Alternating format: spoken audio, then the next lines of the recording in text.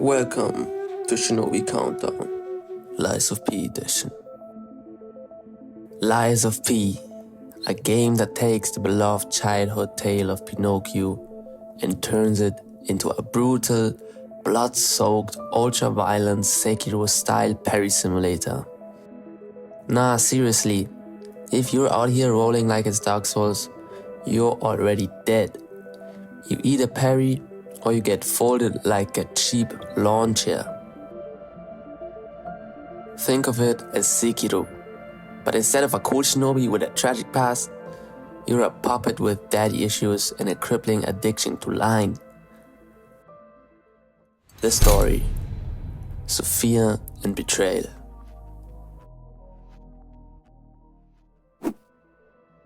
So the story is actually pretty simple. You're trying to stop a bunch of killer puppets, find out why everything is going to hell, and hopefully get some answers from your so-called creator, Geppetto.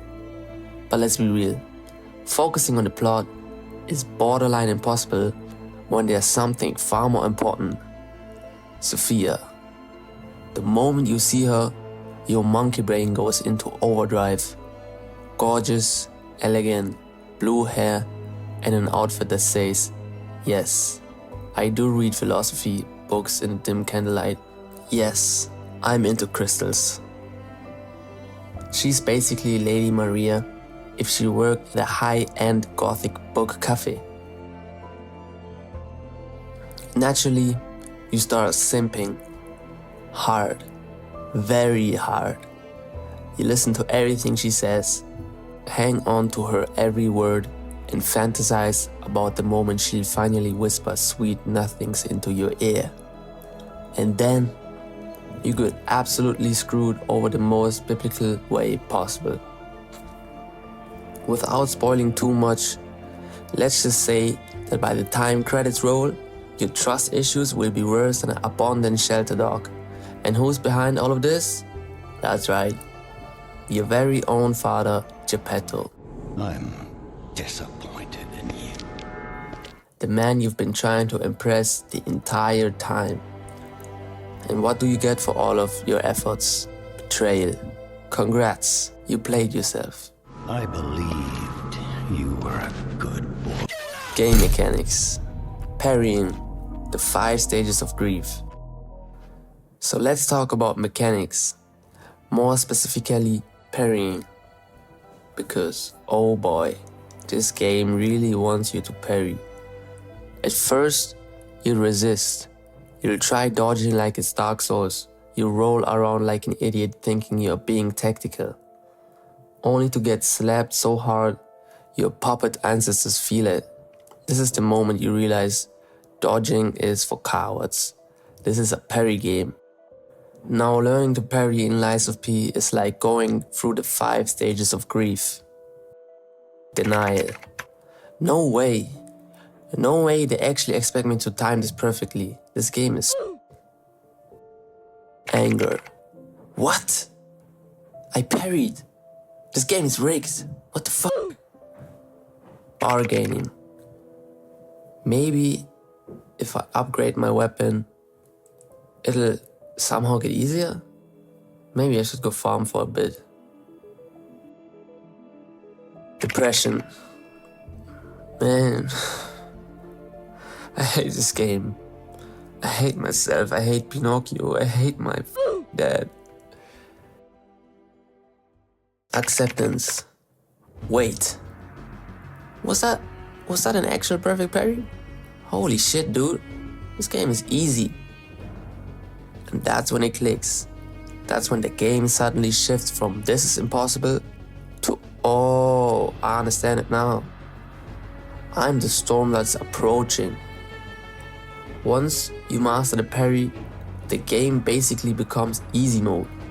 Every enemy that once felt like a brick wall suddenly feels like an annoying speed bump. At this point, you don't just parry, you assert dominance. Boss winds up for a massive attack. You don't flinch, you don't give a f***. You stare into the soulless, beady little eyes and deflect that shit with pure confidence of a man who just got laid. You are no longer just a puppet. You are the hand that guides the fate itself. Weapons. From toothpicks to war crimes. Alright, so let's talk about weapons. In the beginning, you're stuck with some of the most flaccid, disappointing, cookie cutter ass weapon imaginable. A plain ass sword, a boring ass rapier, a pipe, pipe. This is supposed to be a Souls-like, not some crackhead street fight behind a McDonald's at 3 AM.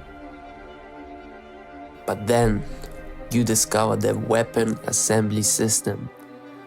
And Lies of P goes from Victorian puppet Bloodborne to can I make the weapon that will get me arrested in at least 12 countries?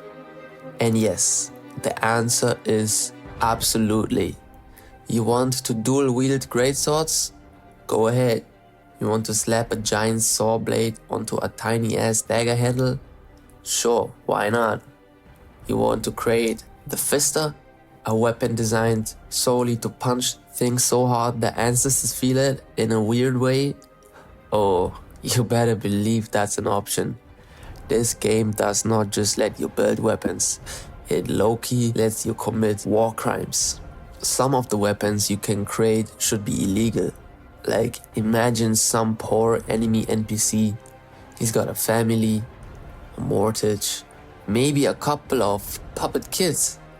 He's just doing his job. And here you come wielding Fister and you just obliterate him off the face of the earth. His last thought before fading into oblivion. Man, this wasn't on the job description, bro. And the best part, the game encourages this insanity. It wants you to experiment. It wants you to find the most deranged combination of blade and handle that makes absolutely zero sense. Like, yeah, let's slap a fucking pipe on a rapier and call it a day. Why not? At some point, you stop playing the game and start engineering your way through it. Like, you're not even fighting bosses anymore. You're just showing them what Industrial Revolution was truly capable of. Enemies and bosses, a parade of nightmares. So you master the parry system, crafted a weapon so illegal it looks like it's come straight out of an anime, and now it's time to use it. But against what? What kind of monstrosities does Lies of P throw at you? Well, there are some mini bosses, but let's start with the giant baby puppets. Yes, giant baby puppets. Because if you thought regular babies were already loud, annoying, and borderline demonic, Lies of P looked at that and said, what if they were also like 12 feet tall and could punch your entire bloodline into extinction? Their attack patterns? Pure chaos. Sometimes they just stand there and vibrate aggressively. Sometimes they lunge at you like a meth head sprinting towards free samples. And sometimes, because this game just hates you, they fake their death just to grab you and yeet your sorry ass into pavement like a ragdoll. You ever been curb stomped by a possessed diaper-wearing skyscraper? No, but you will be. Then there are the bosses, like the swarm monster. Now, if there's one thing every Souls-like must have, it's a disgusting, festering, rotting pile of swarm filth that makes you question your life choices. Lies of P, of course, understood the assignment, the green abomination. What is it? Who knows? Maybe it was once human, maybe it was 3 humans, maybe it's what happens when you microwave a Shrek action figure for too long. All I know is that it moves like a sewer rat on Red Bull and attacks like it's personally offended by your existence. It's got that classic swamp boss energy too. Massive, slimy, and way too aggressive for something that looks like it smells like fermented piss. Its attack pattern is just yes, it does whatever it wants, whenever it wants. Random charge, sure. Unblockable grab, absolutely. projectile, disgusting ass vomit that goes everywhere, you bet your ass. And the best part, if you die, you're gonna have to fight the first phase again. And that's just some of the freaks this game throws at you. Lies of P doesn't have enemies, it has personal vendettas.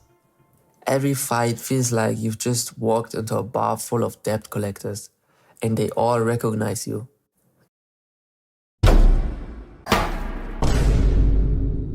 Alright, let's talk about the P organ. Yes, that's its actual name. The P stands for puppet. But let's be real, we all know what you thought. If you got a system called the P organ, you know exactly what you're doing. It's basically a skill tree, but instead of just spending points like a normal game, you have to slot in quartz like you're performing an extremely unethical back alley kidney transplant. At first, it feels like the game is just fucking with you. Oh, you want a better dodge roll? Too bad, go find some quartz, loser. But eventually, when you've sacrificed enough small animals to RNGs, your P organ upgrades make you feel like an unstoppable Victorian murder machine. And then there's the prosthetic arm, because what's a steampunk Souls-like without one? At first, it's just a sad little metal stump. But then you start slapping on attachments and you're Mega Man with a crippling desire for revenge. You've got a flamethrower, a cannon, an electric grabby hand. It's like Lies of P looked at Sekiro and said, "That's cute, but what if we made it even dumber?" And they did not disappoint. It's fucking beautiful. So after getting absolutely obliterated, emotionally gaslit by a hot blue-haired NPC, and crafting war crimes in the form of DIY weapons, the only question left is, should you play Lies of P? Well, do you enjoy suffering? Do you like getting repeatedly bent over by a game that gives you a smug little nod every time you finally overcome its bullshit? Do you get some sort of sick pleasure from rage quitting, only to come crawling back like the masochistic degenerate you are? Then congratulations, Lies of P is just for you. This game will break you. It will mold you. It will take your weak, pathetic mortal shell and forge it into something slightly less pathetic.